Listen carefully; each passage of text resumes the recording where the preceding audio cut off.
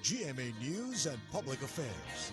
Walang kinikilingan, walang pinoprotektahan, walang kasinungalingan, serbisyong totoo lang. Pinakamalalaking balita ngayong Sabado.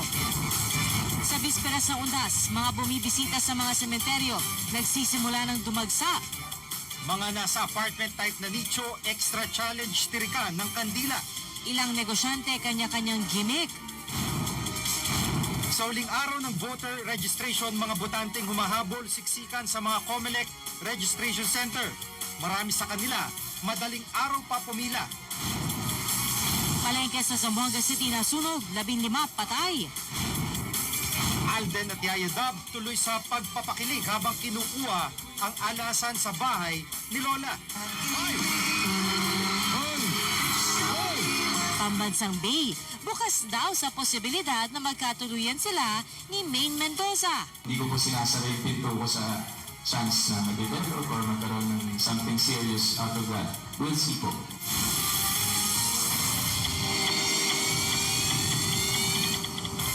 Magandang gabi po. Unti-unti nang kumakapalang tao dito sa pinakamalaking semeteryo sa Metro Manila, ang Manila North Cemetery. Isang mahalagang okasyon sa mga Pinoy ang Undas dahil bukod sa pag-alaala sa mga yumaong mahal sa buhay, nagsisilbi na rin itong reunion ng mga magkakamag-anak. At bukod po sa Manila North Cemetery, may bumibisita na rin sa Manila South Cemetery sa Makati, maging sa Loyola Memorial Park sa Marikina. May mga humahabol din sa pamimili ng bulaklak sa Dangwa sa Maynila, lalo't bagsak presyo na. At sa ngayon nga po ay nakikita natin ang daloy ng trapiko dyan sa may NLEX, kung saan pati dito sa SLEX ay nananatili pong mabilis ang daloy ng mga sasakyan. Sa Batangas Port naman, patuloy rin ang pagdating ng mga pasaherong pauwi ng probinsya. At sa mga Susunod, 15 patay sa sunog sa palengke sa Zamboanga City. At sa Calle Serie, singsing na galing sa bahay ni Lola, susi nga ba sa forever nina Alden at Yaya Dab? Tuloy-tuloy ang pagtutok dito sa 24 Oras Weekend.